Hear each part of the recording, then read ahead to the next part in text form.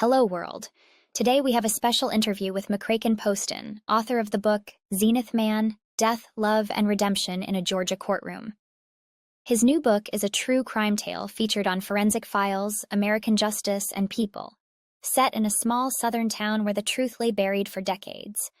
His book is now available online at McCrackenPostonJr.com and other online stores. Now let's join the conversation. Hello, world. This is Talkin Live, and we have a special guest here, McCracken Poston.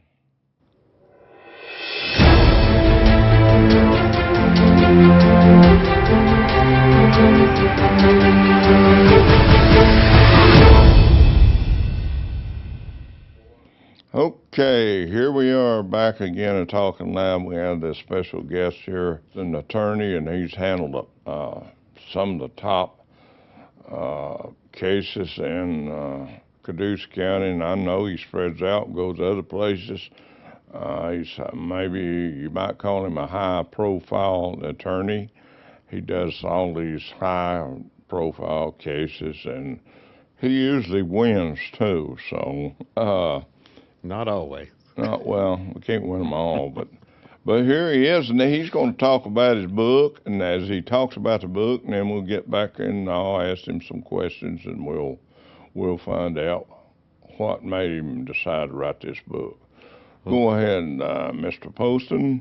Lamar, you got the floor. Thank you for having me. You're welcome. I'm from here in Catoosa County, born and raised, and a long time ago, Ringgold was a different place than it is now. It was a lot smaller. There were a lot of interesting characters in town, like in most southern towns. You had some people that were quite eccentric. Yeah. And so this book examines one of those characters, somebody that I had the honor of representing when everything went wrong in his world, and it was pretty close to the heels of everything I thought going wrong in my world. And so the book's called Zenith Man, Death, Love, and Redemption in a Georgia Courtroom. I've been trying to write it for 25 years. I would give the story away to anybody that would listen. It's been on Forensic Files. A lot of your viewers who like Forensic Files will remember it from Season 5, Episode 9, an episode they called Killigraphy. It was kind of a play on the word kill and calligraphy, and I'll explain that connection later.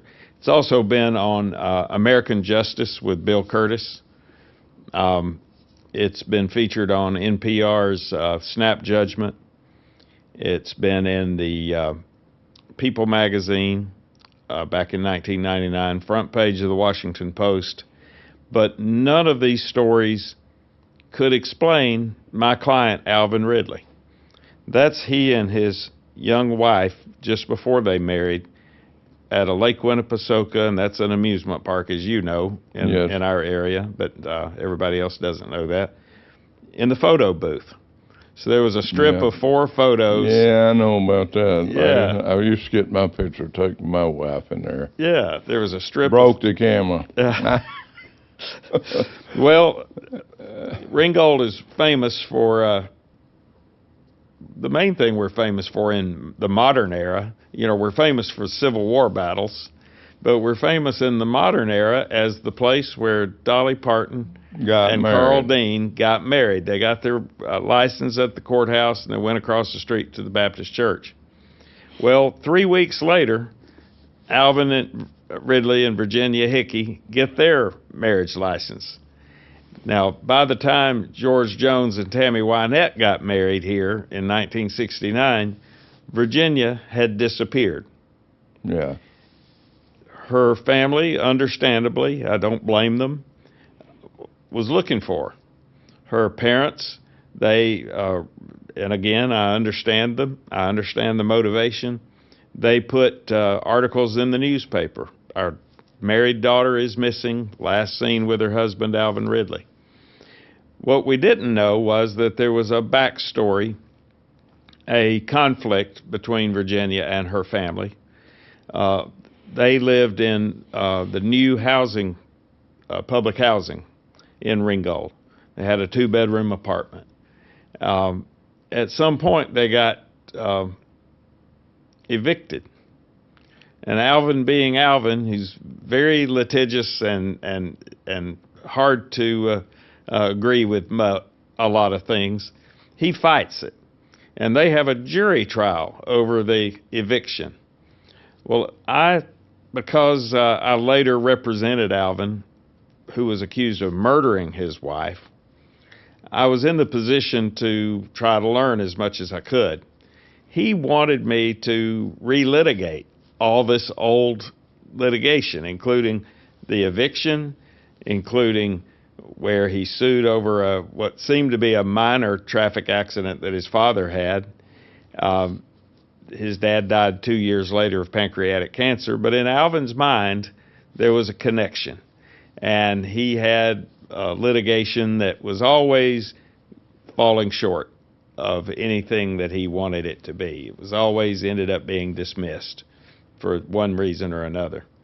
Well, one of those litigations resulted in a counterclaim against him, and his Chevy van was seized, and that was in 1984. Well, to Alvin Ridley, that was the epitome of insult, and that was the high point of his conspiracy theories against the local government. And so he shut his business down, shuttered the Zenith dealership, and ran for sheriff of Catoosa County. Now, he ran against the popular sheriff, J.D. Stewart. My brother-in-law's uncle. Oh, is that right? Yeah. So J.D., was very good politically. He had been beat back in the 70s, and he stayed out a couple of terms, but then he came back. And or maybe it was the 60s, maybe 68 he got beat. And he came back in 76. That's the way it was.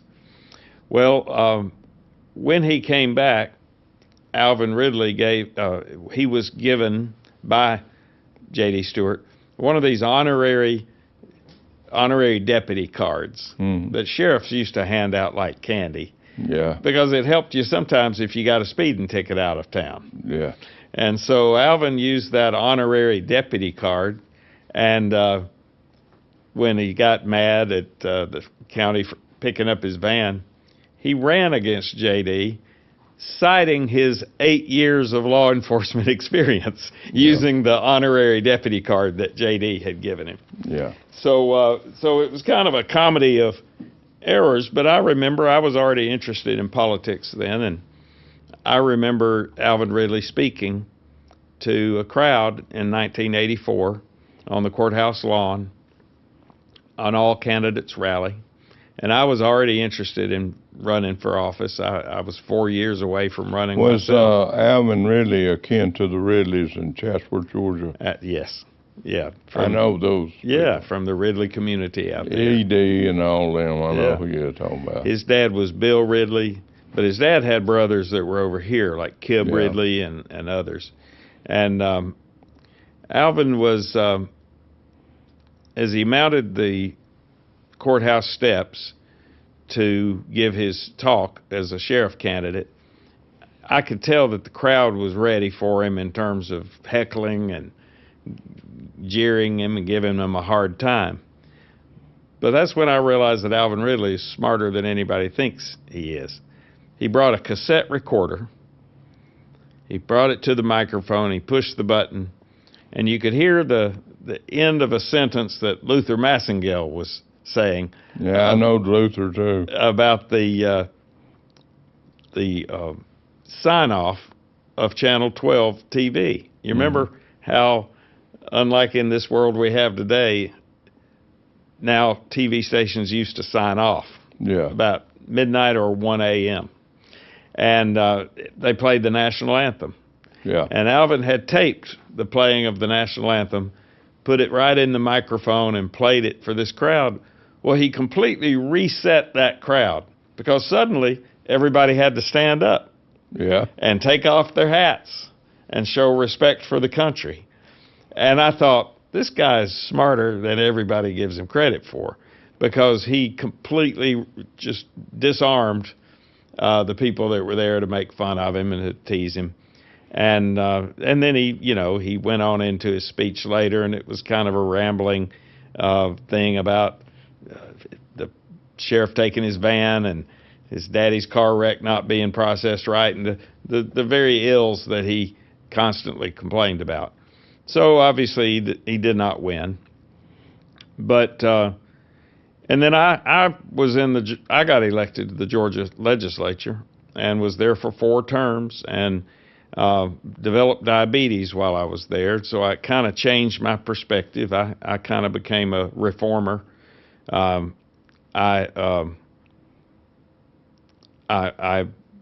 then decided I needed to either get out of politics or go full time in it, so I ran for U.S. Congress against our incumbent Nathan Deal. Yeah. He smacked me pretty badly. Yeah. I remember him. I was defeated soundly. I would never contest that election because I'm afraid I'd be beat worse if they counted it again. So, so at any event, I found myself back in the position of being at home and trying to revive a law practice that I had long ignored. On February 4th, 1997, Alvin Ridley himself drove right by an ambulance at the fire station and went to a payphone. It didn't work. He went to another payphone, which was right next on Lafayette Street, right next to the 911 center. He called in and said, first he called Erlanger Hospital asking for help, and they said, no, you've got to call your local 911. Well, Alvin's years of conspiracies, thoughts, and thinking that the Catoosa County government was against him, they just made him struggle to make that call. But he made it, and said that his wife had epilepsy and she was not breathing. And by the time they got out there, everybody was shocked to know that he even had a wife. Now, granted, everybody knew back in the 60s that he did, but she effectively disappeared by 1968. She is known to have made one appearance, and that was September 15, 1970, in the eviction trial. Yeah. And thanks to Alvin making me research all that stuff, I found a jury list in that file. And I reached out to a woman whose name I recognized on it, and she described to me that it was just kind of a crazy trial, that Alvin was throwing the kitchen sink into it. And then finally, Judge Paul Painter said, just stop. Mr. Ridley, I want your wife here. And he sent Alvin's father to go fetch Virginia. Virginia's parents were in the room. So we all know that part of this eviction was just trying to flush Virginia out. Judge Painter went back into his chambers with Alvin's father, Alvin's wife, and her parents, and did not let Alvin even go back there. Whatever was said in that chambers, the trial ended, and Virginia went home with Alvin and his father. What Alvin says was that Virginia told the judge and her parents, I believe that when I married, I became one with my husband. Y'all are trying to separate me and take me away from him, and I don't appreciate it. Ultimately, her parents kind of got it then, and they stopped the articles. They still made efforts to see her, and that's where Alvin developed a bad reputation of obsessing over it and of throwing them off the trail, saying, oh, she doesn't live here anymore. And anybody who would ask him, he and Virginia thought that's Virginia's family trying to flush her out again. Yeah. So he created a problem for himself then 27 years later when she died, because her siblings, who were now adults, understandably, were suspicious about what happened to their sister and why she never talked to them again. And unfortunately, in a small town, these rumors, they start growing, and then they snowball. And before you know it, this body went to the crime lab in Atlanta with information that this woman has been held in her basement against her will for 15, 20, 30 years. Yeah. And the state pathologist, seeing the tiny broken blood vessels around her eyes and her mouth called petechia or petechial hemorrhaging, it was all too easy to say, well, she must have been asphyxiated. Now, Virginia had epilepsy. Yeah. Since childhood. She was severely affected with it. And my suspicion all along was that she died from that epilepsy. And so we found an expert, the preeminent expert in death from epilepsy, a man named Braxton Bryant Wanamaker, a doctor out of Orangeburg, South Carolina. When he came to testify, he was going to testify that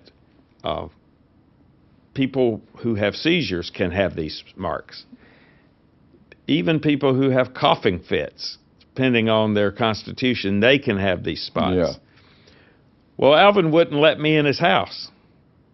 For over a year, he let every police officer that ever wanted to go in, but he wouldn't let me.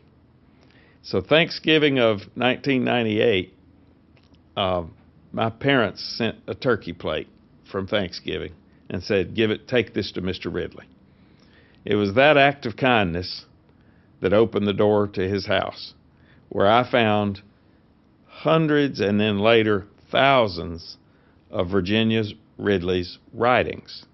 Now, our epilepsy doctor said the night before he took the stand, is there anything else unusual about this woman? And I said, she never had a thought without writing it down. And he immediately said, that's hypergraphia. Some people with epilepsy, certain types of epilepsy, have that. It compels them to write. So now I had a reason why there were so many writings. The content of the writings were day-to-day life. She loved television. She loved the actor, director, and producer Ron Howard. Well, when you think about it, he was always in real wholesome shows. Andy Griffith, Happy Days. Yeah. She also loved the Waltons on CBS. So she kind of monitored her own television intake. But back then it was mostly through the air channels, and the FCC did a lot of that monitoring for us. But she loved her husband. She loved cooking. She had a almost daily journal of what they were having to eat. And Alvin did not want me to have it because he said, that's all I've got left of her. So I had to make a compromise with him, another compromise. And ultimately, he agreed to bring the evidence to court, but he would keep it. Unfortunately, he also brought every day scores of cockroaches with him. It infested the small courtroom in the 1982 annex behind the old courthouse, to the point where Judge Van Pelt said, we're moving this trial to the old courthouse, to the large courtroom. Well, Lamar, when we did that, we were reuniting Virginia's writings with the last place she had ever been seen in public, September 15, 1970. And it was eerie. It was chilling. I don't necessarily follow ghost stories, but I felt very, that it was a very special combination of She things. just didn't like to be in public, or... Well, and one of her writings was so critical that it discussed the problems they were having with her family. It discussed that she did not like to go out of the house. And it discussed her having a conversation with Sheriff Leroy Brown. Yeah. So that in and of itself was such a vital document. Thankfully, her sister, who has since passed, who was a state witness, she identified her own she identified Virginia's handwriting for us, keeping me from having to get my handwriting analyst to come up and give his expert opinion on it. But it was a very difficult trial. Alvin was an extremely difficult client. We won the trial. We did all these TV shows and podcasts and radio shows. And only 3 years ago did I find out that Alvin has autism. Mm-hmm. And that was like getting slapped in the face with realization, this is why, to me, he was difficult. Yeah. He was having problems processing me in the way I ask him questions, just like he did when the law enforcement was asking him questions. Yeah, and all these writings of her, it's in this book, right? Yes, there's some actual images of her writing. Yeah, that's great. That sounds like a movie to me. It's a fascinating story. And let me just tell you, Lamar, there are no bad guys in this. Everybody was just doing their job. I concede that there was a lot of suspicion about Alvin Ridley, and he didn't help himself. But now I look back and realize these were autism traits that made him suspicious of people. Virginia seemed to be his brain trust for his legal maneuverings. I found a glossary that she wrote out for him explaining what different things mean and what different legal phrases mean. But Alvin is a very interesting guy. He was an ace at old picture tube TV repair, but the technology changed. Yeah. Solid state circuitry came along and stuff that gives you all of this wonderful equipment in here. Alvin could not really keep up with that. He wasn't trained in that, and he laments now that people just throw their big screens away now instead of calling for a repairman to come and fix them. Yeah, well, I'm in the recycling, Yeah. so I know where all that goes. Yeah. That's right. You actually take them apart and... No, I'd send them to the Chinese. Oh, okay. Well, they take them apart. Well, South Koreans, whatever. Yeah. Yeah. And, but it takes, I've seen, did he have a shop down in Rossville? No, in Ringgold. Downtown yeah. Ringgold. It's where Caffeine Addicts, the coffee shop, is now. Yeah. As a matter of fact, some of Virginia's writings are on the wall in there for people to see. And I'm hoping that this book generates a little true crime tourism for Ringgold. That is a thing. I have a group of people coming up that produce a lot of movies. We done a show with them. We're running their trailers. Their movies go in the studio. They go into theater. They're going to go into theaters. It's a kind of a love story. That's fantastic. Anyway, they're supposed to come up. They'd be interested in that. But maybe so. I don't know. It was a very personal book for me to write. Mm-hmm. I discussed some things that I was going through at the time, including my father's struggle with alcoholism. Wonderful man, very kind, really had a lot to do with me representing Alvin Ridley, because he and Alvin traded together. Yeah. My dad had some old grinders, and he would sharpen people's lawnmower blades for them, and he did that for Alvin. And I appreciate you being here. We're looking forward to help you out on your book. It's a great book to me. That's going to be a great book. If that can't turn into a movie, nothing can. Well, if I had to cruise and stuff, I know how to get it. And Lloyd Kaufman, but oh man, he might eat that up. I can talk to him about it. It's getting really good sales. It's already gone into second printing with the publisher, and they even upped the number of the second printing. So it's doing well, and I think it's because I wasn't trying to settle any scores with the book. It's a human story about humans. It's just part of life. Yeah. what happens in some people's life. That's what it is all about. But I'm hoping that there's 5.5 million adults with autism still undiagnosed. Yeah. And so I hope that, because we've gotten quite good at catching it with children and identifying it and giving them the special services they need. Yeah. But still, as this 5 million people, group of people ages, there's going to be encounters with law enforcement. There's going to be encounters with courts. Yeah. And, if a person's not really able to process what you're saying, that could get people upset about not being, they wouldn't feel like they're being respected or heard by that person.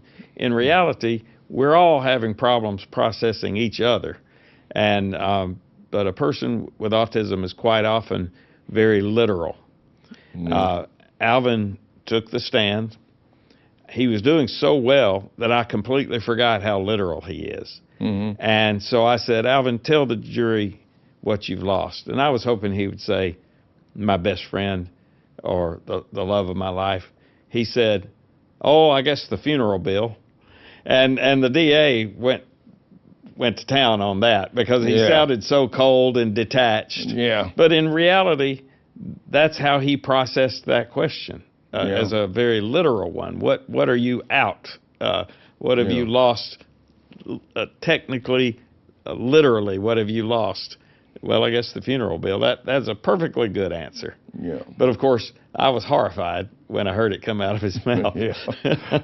Well, thank you for having me, and I really. And I think this is a great show. I think we both. Well, I think you explained your book, and I think people are going to love it. I hope so. And we're going to make sure all we can to make sure they find out about it. So thank you. But anyway, we appreciate all of you who's tuned in, and I hope you're going to enjoy this show. I'd like for all of you to be sure and go to Mr. Poston's website, and we'd like for you also to go to our YouTube channel and subscribe, and go to all the other Roku and all the other Amazon, where we have our old time movies and Hollywood and all that. We got a lot of other guests lined up, and so you just stay tuned to Talkin' Live, and may God bless you. Thanks for joining us today. To watch this show again, be sure to visit talkinlive.com. We now have Roku and Amazon Fire TV channels for you to watch from your home TV. Or find more of our recent shows on most any of your favorite social media platforms. And don't forget to like and subscribe. Good night, world. We will be talking live with you next time. The views and opinions expressed on all Talkin' Live presentations are those of the host and their guests, and not necessarily those of the staff or management of the Talkin' Live TV broadcast studio, or by this channel or its management.